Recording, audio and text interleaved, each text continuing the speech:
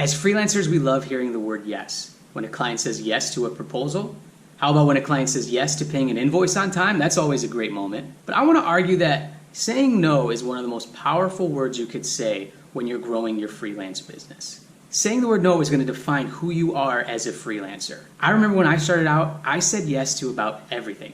Ghostwriting for blog content, 10 pages of website copy, email marketing, product descriptions. They were low-paying jobs at first. They continued to get better. I continued to get more experience. But continuing to say yes helped me grow because I learned what type of clients I enjoy working with, what type of industries I enjoy writing in, taught me how to accurately charge clients for specific work. There was power in the word yes in the beginning. But when you get comfortable saying the word no, remember that moment. Because as you're growing your freelance career, you know what clients you want to work with.